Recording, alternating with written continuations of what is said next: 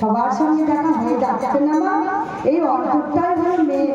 আমরা যদি মন থেকে ভাবি এটাই আমার মধুর বৃন্দাবন, এটাই আমার মধুর বৃন্দাবন, ওই জন্য আমাদেরকে নাম করতে হয় দুই ভাবে। একটা হলো বহিঃপ্রকাশ নাম, আর একটা হলো অন্তর্প্রকাশ নাম। আমাদের অন্তর্প্রকাশ নাম বলতে বোঝায় না গো, যেটা আমরা ঘরের কোণে বসে গোবিন্দের সঙ্গে সাক্ষাৎ করি, আমরা মালা জপি, আমরা গোবিন্দের সেবা দিই, গোবিন্দের সঙ্গে কথোপকথন করি, আমাদের গুরু যেটা আদেশ দেয় সেই আদেশ যেটা আমরা পালন করি, সেইটা হলো অন্তর্নিহিত ভজন। আর বহির্ভজন কি মাগো? এই যে আমরা অহরহ কৃষ্ণ নাম, অহরহ পাঠ, অহরহ অষ্টপ্রহর হরিনাম সন্ধ্যারতি, এইটা হলো বহির নাম। নাম কিন্তু একটা অন্তর্নিহিত নাম আর একটা বহির্নিহিত নাম।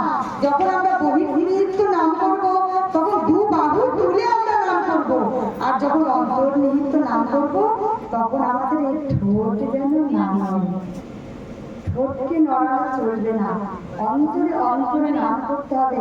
আমার গুরু বীজ যখন আমি করব তখন আমার ঠোঁট যেন না নড়ে না, আমার মুখে যেন ফিসফিস আওয়াজ না হয়, আমার এই অন্তরের বাণী যেন শুধু আমার মস্তকে যায়, এই ঠোঁটের বাণী যেন আমার কর্ণে না যায় মা, তাহলেই আমাদের ক্ষতি।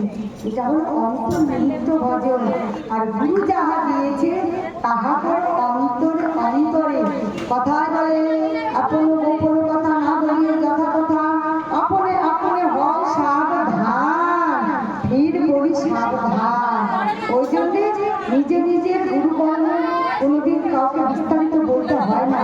তার মানে কি আমরা কোনোদিন কিছু শিখবো না? হ্যাঁ মা, যখন অন্তর্নিহিত ভজন করবো তখন আমরা কাউকে কিছু শেখাবো না।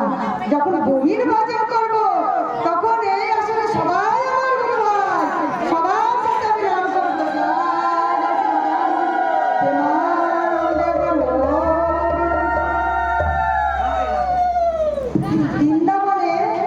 বৃন্দাবনে এইরকম মধুর আচ্ছাদন হচ্ছিল মায়েরা। আমরা তো বৃন্দাবনে চলে এলাম, এসে আমরা কি দেখছি জানো মায়েরা? বৃন্দাবনে এসে দেখছি এখানে এইরকম একটা ভাগবত আসন হচ্ছে। সে আসনে একটা ছোট্ট 5 বছরের বাচ্চা বসে বসে ভাগবত শ্রবণ করছে।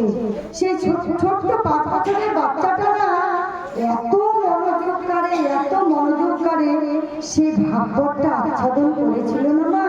ওই জন্য বলছি নিজেরা কেউ নিজেদের মধ্যে কথা বলো না মারা, কার মধ্যে কখন কি যে রূপ ধারণ করে নেয় আমরা কিন্তু এখান থেকে বলে বোঝাতে পারবো না মা। কার মধ্যে কখন যে কি ভাব চলে আসে সে ভাব আমরা নিতে পারবো না মা। একটা ছোট্ট 5 বছরের বাচ্চা বসে সে বৃন্দাবন